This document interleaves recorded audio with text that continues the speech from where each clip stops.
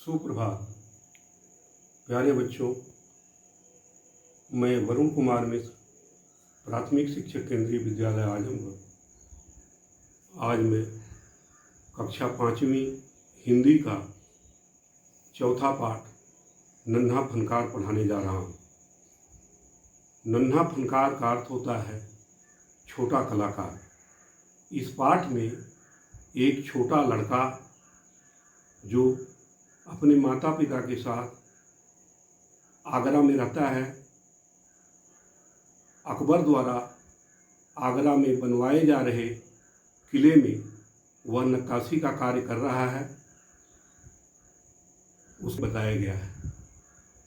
अब आगे यह बच्ची पढ़ेगी और पाठ के अंत में जो इसमें नवीन शब्द आए हैं उनका अर्थ मैं स्पष्ट कर दूंगा। नन्हा फनकार। वह लड़का एक चौकोर लाल पत्थर के पास बैठ गया। उसने जल्दी जल्दी कोई प्रार्थना बुदबुदाई और छेनी हथौड़ा उठाकर अपने काम में जुट गया।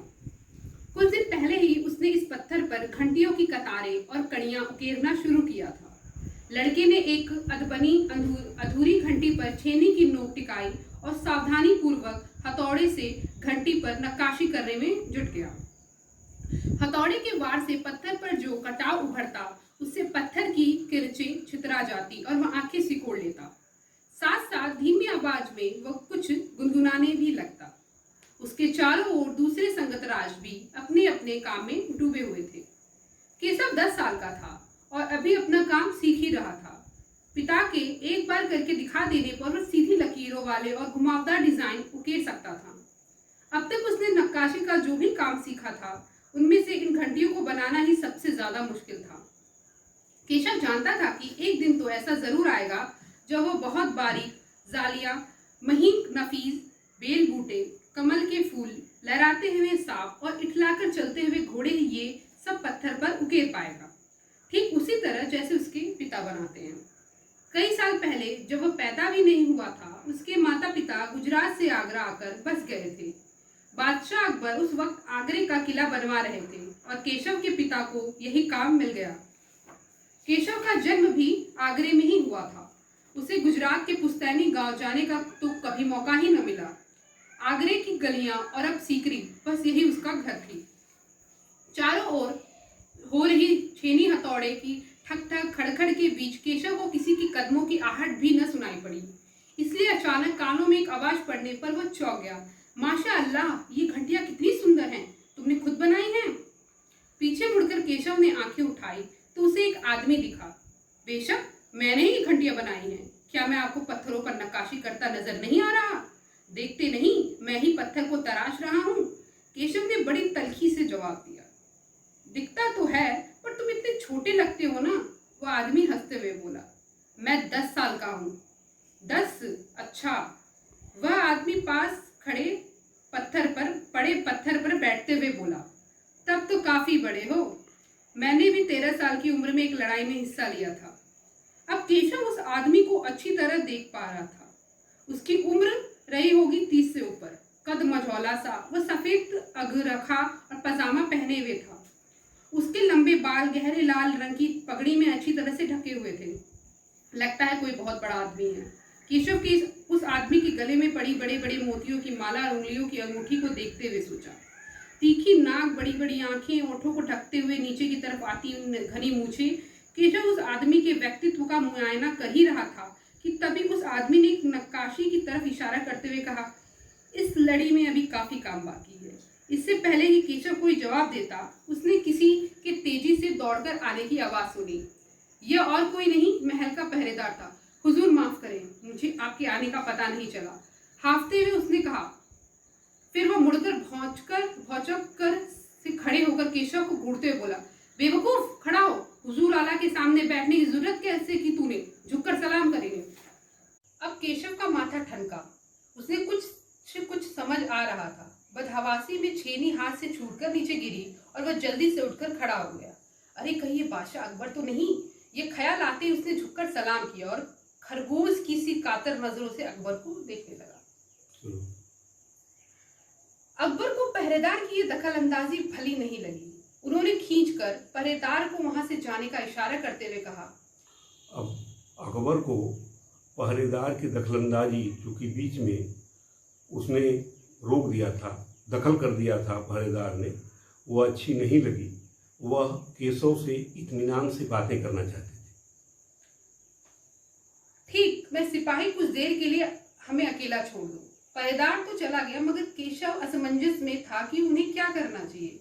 वापिस अपना काम, नक्काशी का काम शुरू करे या बादशाह के हुक्म के इंतजार में खड़ा रहे। दिल तो उसका अभी भी धक धक कर रहा था। हाँ, पर अब वह डरा हुआ नहीं था, क्योंकि अकबर प्यार से उसको देखकर मुस्कुरा रहे थे। तुम्हारा नाम क्या है? अकबर ने नरम आवाज में पूछा। तुम्हारा नाम क्या है? अकबर ने नरम आवाज में पूछा। केशव, उसने नपा-तुला जवाब दिया। केशव, क्या तुम मुझे नक्काशी करना सिखाओगे? उलझन में पड़े केशव ने तुरंत सिर हिला दिया। तब तो तुम्हें मेरे लिए हथौड़े और छेनी का भी इंतजाम करना होगा। केशव फुर्ती से अपने पिता के पास गया और उनका छेनी हथौड़ा उठाकर उल्टे पांव लौट आया। दोस्ताना अंदाज में अकबर केशव के पास जमीन पर बैठ गए और पास में पड़े पत्थर को खींचते हुए बोले, ठीक है, अब बताओ कि मुझे क्या करना है। केशव ने संदेह भरी नजरों से अकबर की ओर देखा। हुजूर, क्या आप यह सब करेंगे? क्यों नहीं, मुझे तो विश्वास है कि मैं सीख लूंगा। नहीं, मेरा मतलब ये नहीं था। केशव सकपका गया। दरअसल मैं कहना चाहता था कि आप इतने बड़े बादशाह हैं, ये ठीक नहीं लगता।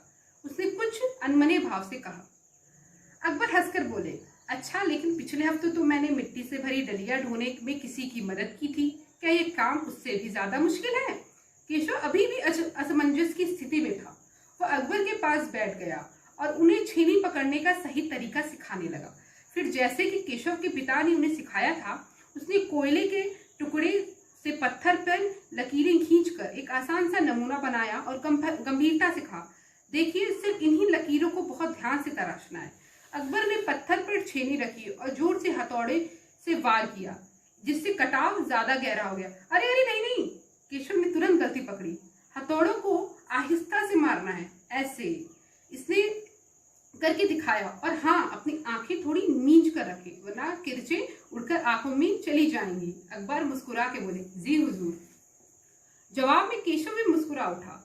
वह लगभग भूल ही गया था कि उसके बगल में बैठा हुआ व्यक्ति हिंदुस्तान का बादशाह है। एक अनाड़ी से वयस्क पर अपने काम की धाक जमाने में उसे मजा आ रहा था। बड़े ध्यान से देख रहा था कि अकबर किस तरह लकीरों को उकेर रहे।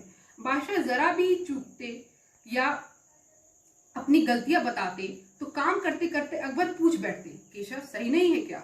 और केशव सिर हिलाकर अपनी असहमति जता देता। अकबर इत्मीनान से बैठ गए और केशव को काम करता हुआ देखने लगे। अपने काम में खोए हुए उन दोनों को इस बात का एहसास नहीं हुआ कि आसपास मौजूद दूसरे संगतराज उन्हें बड़े कौतूहल से देख रहे हैं। अकबर ने गौर दिया कि केशव पत्थर पर बने नमूनों को ही नहीं तराश रहा, बल्कि अपनी तरफ से भी उनमें कुछ जोड़ रहा, जिससे वह डिजाइन ज्यादा खूबसूरत लग रहे थे। लड़के के काम करने के अंदाज को देखकर अकबर ने धीमे से कहा, केशव, देखना, एक दिन तुम बहुत बड़े फनकार बनोगे। हो सकता है कि एक दिन तुम मेरे कारखाने में काम करो। कारखाना? कैसा कारखाना? बस एक बार ये महल तैयार हो जाए और लोग आगरा से आकर यहाँ रहने लगे, तब मैं कारखाने बनवाऊंगा। इन कारखानों में मेरी सल्तनत के सबसे बढ़िया फनकार और शिल्पकार काम करेंगे। चित्र बनाने वाले कलाकार, गलीचों के बुनकर, संगतराज, पत्थर और लकड़ी पर नक्काशी करने वाले शिल्पकार सभी वहां काम करेंगे।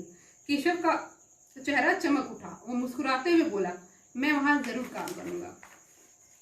अकबर उठ खड़े हुए। जाते हुए बड़े प्यार से केशव का कंधा थपथपाया और कहा, अच्छा बेटा, अपना काम जारी रखो। हुजूर, क्या आप दोबारा आएंगे? केशव ने बड़ी उत्सुकता से पूछा।